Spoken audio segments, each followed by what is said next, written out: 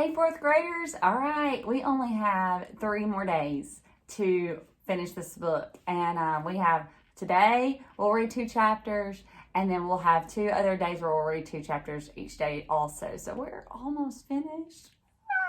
Are you so excited to find out or anxious to know what's going to happen? I know I am.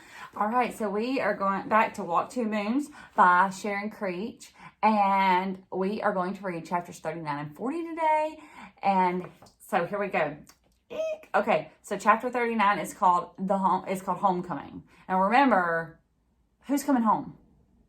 Phoebe's mom. Yeah, and she's bringing home a young guy like this in college, and it's the sergeant's son. So what is this all about?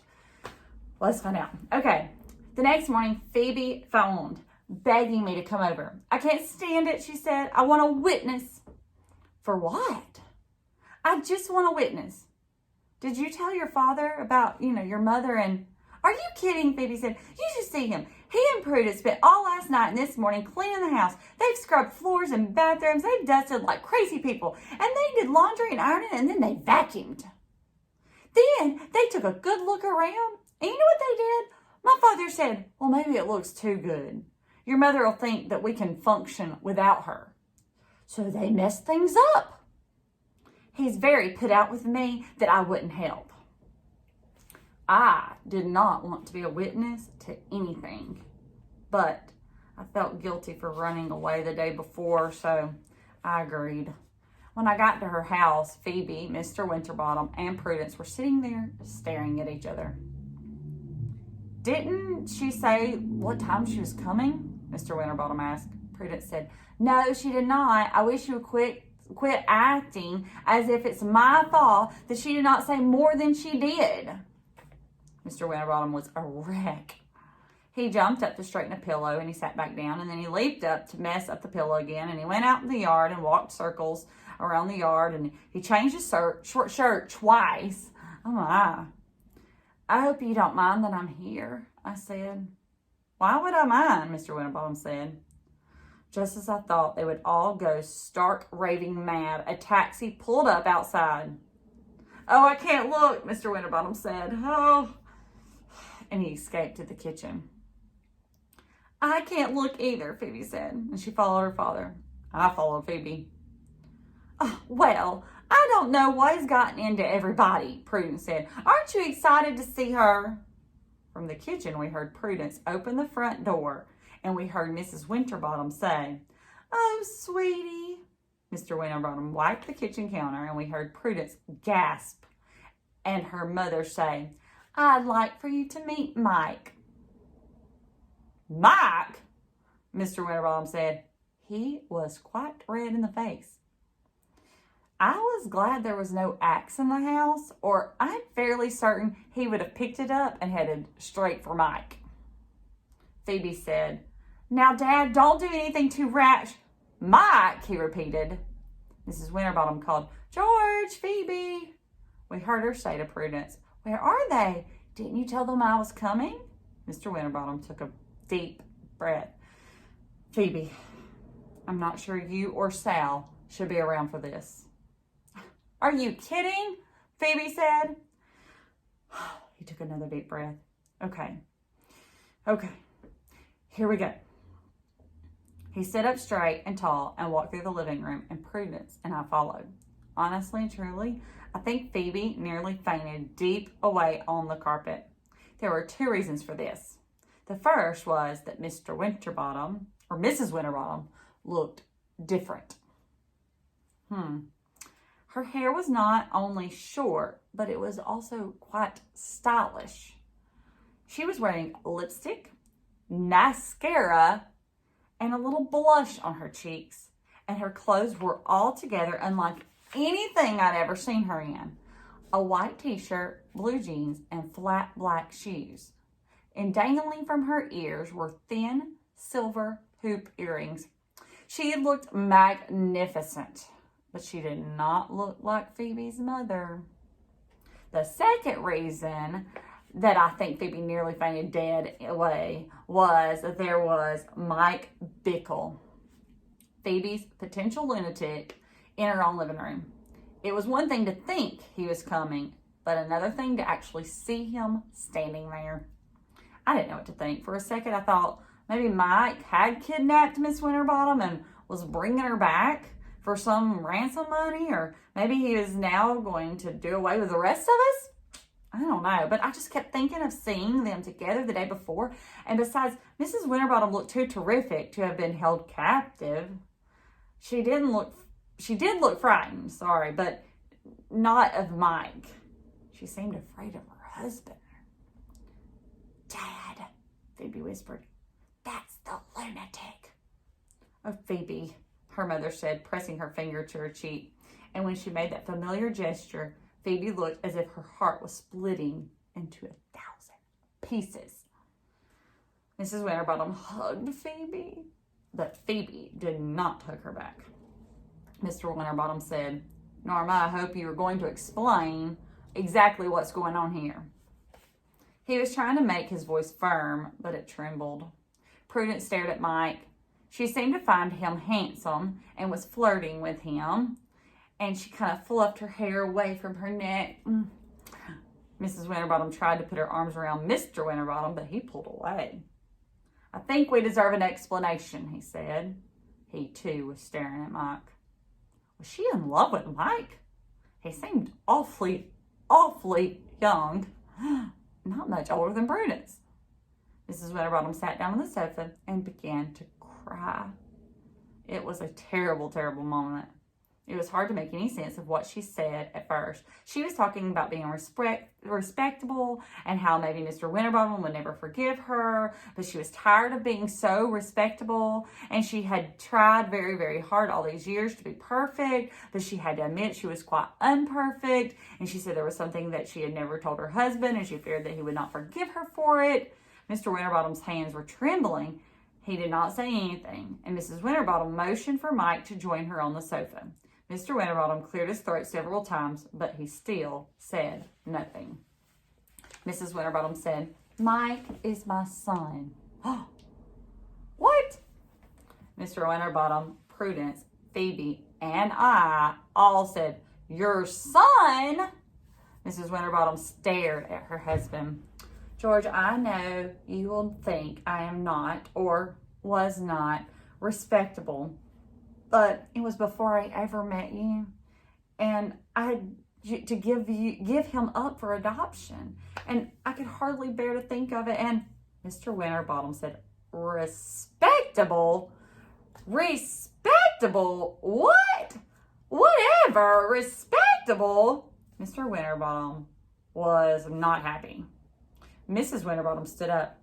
Mike found me, and at first I was frightened of what that mean? Like, what would that mean, that he found me? I've lived such a tiny life. Phoebe took her father's hand. And I had to go away. I had to go sort things out. I hadn't even met Mike's adopted parents, but Mike and I have spent a lot of time talking, and I've been thinking. Mike looked down at his feet. Are you going to leave? Mr. Winterbottom asked. Mrs. Winterbottom looked as if she had been slapped in the face. Leave? Again, I mean, Mr. Winterbottom said. Well, only if you want me to, she said. Only if you cannot live with such an unrespectable person. I said to forget respectable, Mr. Winterbottom said. What's all this about respectable? It's not respectable I'm concerned about. I'm more concerned that you couldn't or you wouldn't tell me about any of this. Mike stood up. I knew it wouldn't work, he said. Mr. Winterbottom said, I have nothing against you, Mike. I just don't know you. He looked at his wife. I don't think I know you either. I was wishing I was invisible. Outside, the leaves were falling to the ground, and I was infinitely sad down to my bones. I was sad for Phoebe and her parents and Prudence and Mike, sad for the leaves that were dying, and sad for myself for something I had lost. I saw Mrs. Partridge through the window standing at Phoebe's front walk. Mr. Winterbottom said, I think we all need to just sit down and talk. Maybe we can sort something out. Then he did what I think was a noble thing. He went over to Mike and he shook his hand. I did always think a son would be a nice addition to our family. Wow. Oh, Mrs. Winterbottom looked so relieved, and Prudence smiled at Mike. And Phoebe stood motionless, off to the side. I'd better go, I said. Everyone turned to me as if I had just dropped through the roof. Mr. Winterbottom said, Sal, I'm sorry, I truly am. And to Mike, he said, Sal is like another member of our family. Mrs. Winterbottom said, You're mad at me, aren't you, Phoebe? Yes, Phoebe said. I most certainly am. Phoebe took my sleeve and she pulled me towards the door. And when you all decide exactly how many people are in this family, you let me know. We stepped out on the porch just as Miss Partridge placed a white envelope on the steps. Chapter 40, The Gifts. It seemed fitting that at this point in my story of Phoebe, Gramps called out, "Idaho!" We were high in the mountains and had just crossed the Montana border of Idaho. For the first time, I believed we were going to make it to Lewiston by the next day, the 20th of August, my mother's birthday. Gramps suggested that we press on about another hour where we could spend the night. And from there, Lewiston was about 100 miles due south. An easy morning's journey.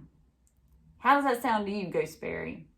Gram was still, and her head was pressed against the back of the seat, and her hands were folded in her lap. Gooseberry?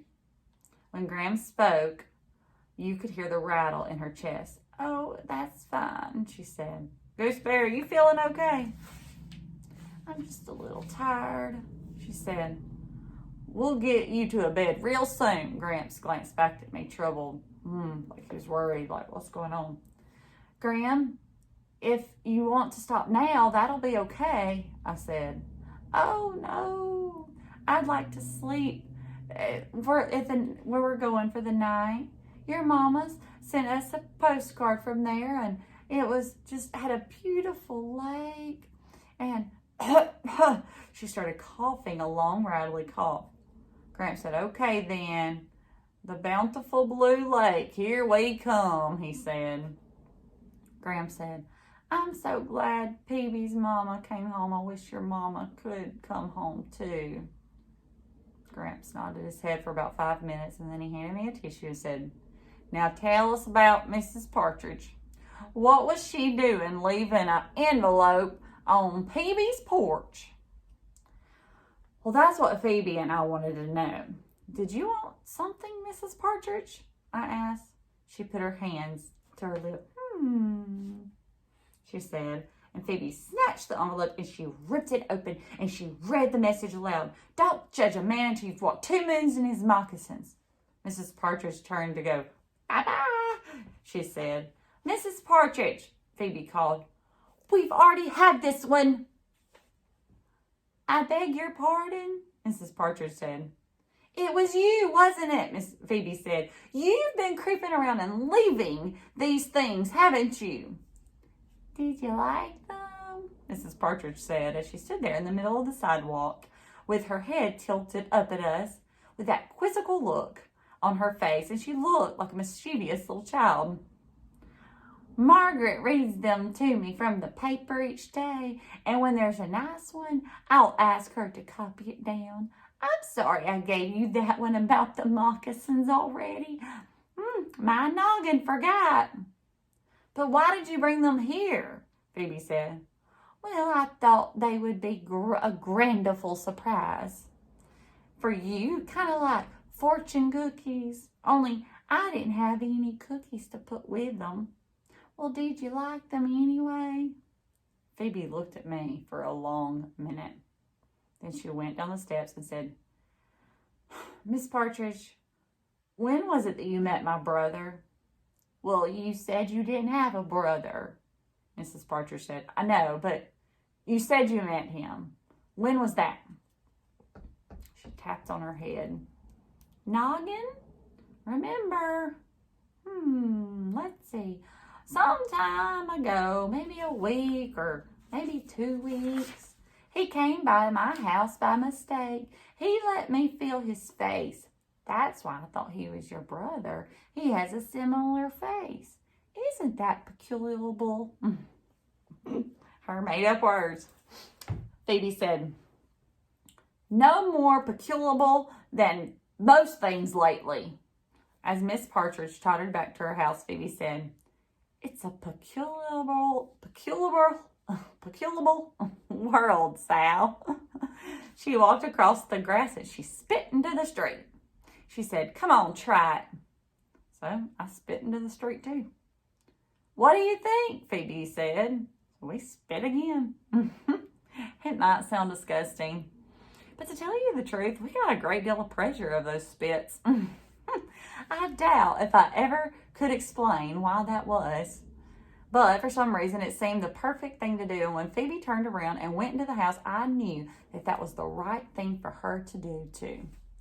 With the courage of that spit in me, I went to see Margaret Cadaver. We had a long talk. And that's when I found out how she met my father. It was really painful for me to talk to her, and I even cried in front of her, but afterward I understood why my father liked to be with her. Ben was sitting on my front steps when I got home, and he said, I brought you something. It's out back. He led me around the side of the house, and there, strutting across the little patch of grass, was a chicken. I was never in my life so happy to see a chicken. Ben said, I named it, but you can change it to whatever name you want. When I asked him what the name was, he leaned forward, and I leaned forward, and another kiss happened. Ah! My goodness. And Ben said, its name is Blackberry. Oh, Graham said, is that the end of the Phoebe story? Yes, I said, it wasn't quite true, I suppose. I mean, I could go on and I could have told more. I could have told about Phoebe getting adjusted to having a brother and to her new mother and all that stuff. But that part was still going on. Even as we were traveling through these mountains, it was a whole different story. I liked that story about Phoebe, and I'm glad it wasn't too awfully sad, she said. Graham closed her eyes, and we drove for another hour. He and I listened to her rattling breathing, and I watched her lying there so still and calm. Gramps, I whispered, she looks a little gray, doesn't she? Yes, she does, Chicken Bitty. Yes, she does. He stepped on the gas, and we kept racing forward. Okay, so you got 4 chapters left, so 2 more days only. Graham's is okay. Poor Graham. She's not doing too good, it doesn't sound like.